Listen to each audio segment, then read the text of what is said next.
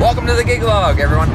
Today we are on our way to one of our 8 events this weekend here in May, because it is a crazy season here at MHP, and we have 8 events this weekend, including the one we're going to right now to set up for the weekend. It is at Pottsville Middle School, which is like right across town, kind of for us, and it is a place we've been to probably a dozen times before for different events. This is for a dance recital for Crystal's dance recital. So we are going to set up some sound equipment today, which is all in the back. And then later on this weekend, we are doing a musical and doing a 60th birthday party video. Tons and tons of stuff this weekend. So enjoy the ride, everyone. What's inside of me? I don't know if it's dream or reality, 'cause your lies and your pain makes me wanna scream, but I'm finding a way that will set me free. I'm so addicted to you, I'm so conflicted with you. Why can't you see that we're through? Better believe that it's true. I should have opened my eyes, seen through your ugly disguise.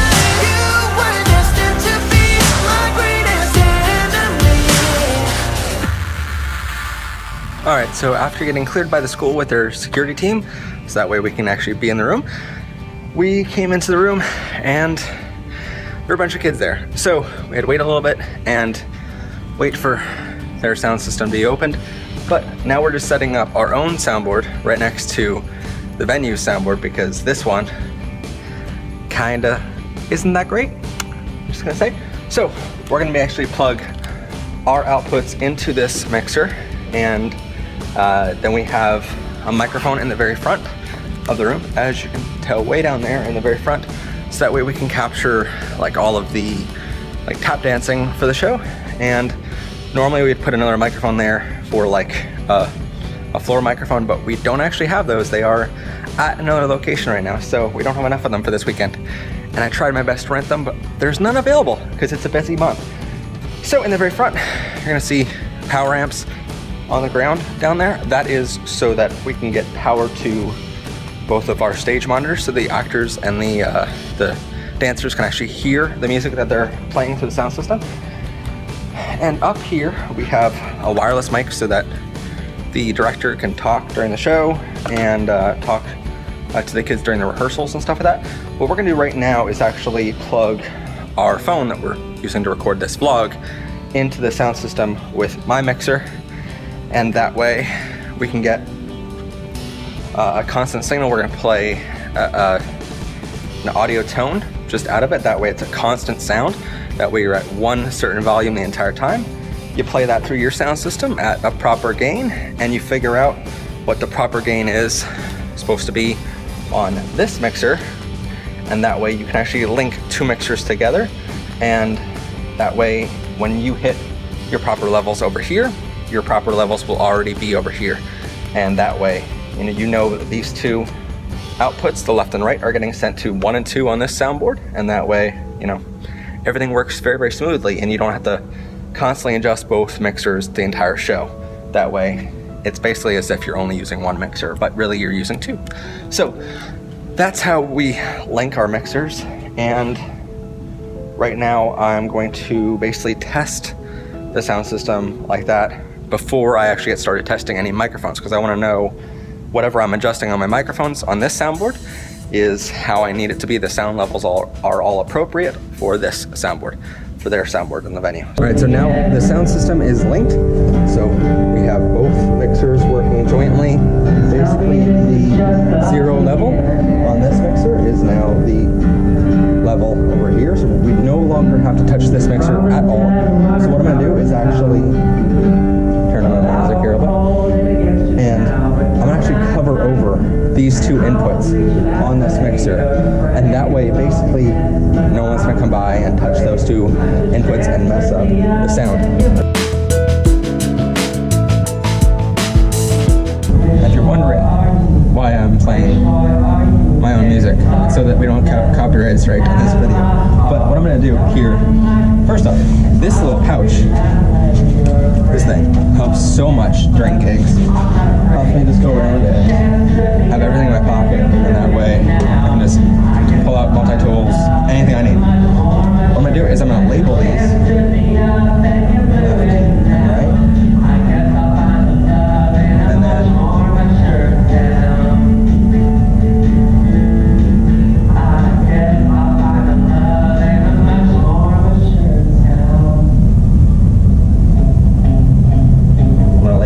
MHP left and right, and that way people coming tomorrow night for the rehearsal will know it was MHP's equipment that's plugged into those two inputs, and so they know not to touch anything there. So now everything on this board is set, so we can forget about this board and on to just making sure all the microphones work in the entire room. And you know, while I'm doing a product placement of our amazing services here at MHP for our audio and lighting division of rentals and engineering for different events, why not do some more product placement of a different product that we also sell and play some good old music?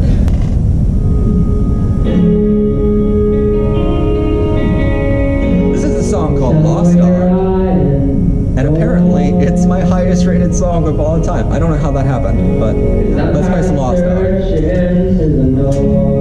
So now we are all done the setup process.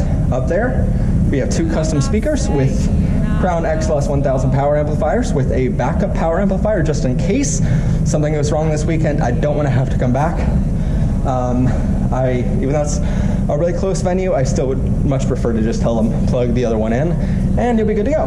But they are all set up in the front there. They all work perfectly. The speakers up here work because we linked the two boards properly. And you know what you should do after every single gig is completed, and once you have everything set up, before you go cleaning everything up and going home for the day, make sure you have a little fun, because this is an industry where we get to do what we love every single day. We get to wake up and, you know, be excited to go out to work. We get to entertain thousands of people. I know this weekend we're entertaining a couple thousand between all of the events that we're a part of, and I absolutely love what I do, but there are those moments where basically after all the hard work is done, all the headaches are completed, and you know, all the preliminary work is done. First off, we started this whole gig a couple weeks ago, contacted the venue here, came here in person to see the venue to make sure all the connections will work, see what exactly they have for us to work with. That way I know what I'm dealing with once I come on location. I know what equipment to bring with me, all that kind of stuff. This has been in the works for a couple weeks for this single event. So one thing I always do to enjoy myself a little bit and have my little moment on set before I start packing up and going home is I play some Troye Sivan. Take a trip into my garden, I got something to show you. The fountains and the waters are begging just to know that it's true. And one final note before we leave is that before you leave any location, especially for rentals, take lots of pictures of all of your gear. We took pictures of all the monitors, all the cables down there, the power amps, the mixers up here, everything we did to make sure that first off, we have some evidence that it was in proper working order and what it looked like before the client had access to it. And that way, just in case something bad happens, not that it would with any of our customers, but just in case, we do have pictures to prove something. And then once we come back on Monday to pick everything up, we'll take pictures again right before we pick it all up and we set it all down. That way we have some reference there. And you don't need to keep those photos forever, just a couple weeks just to make sure everything works properly. You know, just in case something goes wrong, you can go back to the photos and know, here's what it looked like before and here's what it looked like after. I'm also telling my client for this one, and all of my clients, I always tell to, once they arrive here, their first day, take the same pictures that we took. And then as soon as they leave the location, take pictures again. And that way they have some evidence to prove that, hey, if a piece of equipment was broken while they weren't here, they have some evidence on that now. They have photo proof that, hey, here's how it was like at this certain timestamp when I left the venue, and here's how it was like when I came back. Or here's what it was like on the final day of the production, and I have photos of how it was like when I picked it up the next day or something. That way it basically goes all back to evidence of knowing who exactly broke what, if anything does break. Literally, I've been doing this for almost 18 years now, and I think I've only ever had like one cable break, and even that was just normal wear and tear. So it's not a huge issue, just the more rentals you do, the more you learn that, hey, it's a wise choice to do that kind of thing. And that way, not necessarily your customer, but the venue or whoever was responsible for it at that given moment should be held responsible to repair or replace it in case it got broke somehow. So I took pictures of all of our equipment. I also just got done recording a video to send to my client and their sound engineer for the weekend, and that way they know exactly what order I want everything turned off and on in. They know that to turn the sound system of the venue on first and then turn our system on, and how to do that, where the power buttons are located, where exactly we left the microphone for them to use for the wireless, where extra batteries are located inside the soundboard compartment, how to replace a battery in case they need to, all that kind of stuff. I want to give the client as much information as possible, and that way they do it to how my staff would do it working for me. And that way, kind of it cuts down on the risk of the equipment being broken, of knowing that if I do it according to how the manufacturer likes it to be done and tells you to do it, and I tell my client to do it the same way, then I know that if they do it that way, it shouldn't get broken and nothing should ever happen. But just in case, I do have those photos to go back on. It's just a wise choice and something that takes a couple minutes to do before you leave a location, but it's definitely worth those couple minutes. And now we are gonna just load out all the extra equipment that I brought. It's always a wise choice to bring some extra equipment with you to a venue to know, you don't ever know if the equipment, the number of cables you put on a contract is gonna be exactly correct. It definitely wasn't for this. We ended up saving, I think, a cable or two off of the contract. We ended up using a lot more adapters than we had on the contract originally. So it kind of evens out in the end. It's just a matter of, what exactly is written on the contract.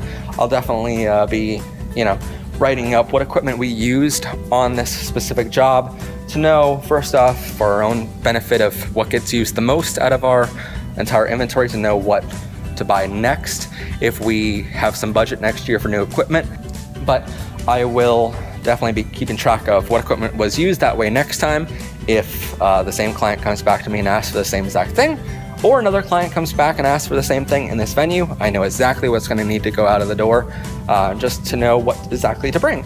I'll still bring extra, but just in case, I have a list of what was used. And then I also, with every venue I go to, whenever I scout out the location, which happened last week when I came here to scout it out once again, I kept track of all the measurements, and I have a whole database of every single venue we've ever been to know all the dimensions, where exactly connections are, what kind of connections they are, what channels they go back up to the soundboard with, just to make absolutely certain that next time we're here, we have all of that in our database to know, here's how we need to plug in, here's what we need to do for the next event. So let's load out, and I will see you guys, I guess, in the production truck on the way to our next meeting for the day. Because tonight I actually have a client come over to drop off some footage for a 60th birthday party video that she had all of her family members from around the country send video clips into. So then to her, and then we're going to edit that for her this week, on top of having 6 events this weekend. So all of this is definitely off, covered over, and now we're off to load up all of our gear. By the way, thank you so much to the Pottsville Area Middle School and the school board for letting us come in again. It's like the probably 12th time I've been back here. I've been here a lot. Anyway, definitely always a good event, and thank you to Ricky here for working with us for the past couple weeks to ensure today went as smoothly as possible. There's always problems, there's always complications. Like today, I came in here and there's a bunch of kids sitting in here. There was all of this on the stage that wasn't supposed to be here. Tons of stuff goes wrong all the time. You're never gonna have a perfect event. It's just after like 4,000 events I've been a part of now, hasn't happened once. So things always happen, but we kept it minimal with a lot of communication beforehand with the entire staff here at Pottsville Middle School to know what exactly needs to happen and when. And between my staff and theirs, we worked everything out to ensure our client gets to come in here tomorrow night for their dress rehearsal and everything's perfect for them and it all sounds wonderful. So I will see you guys on the road.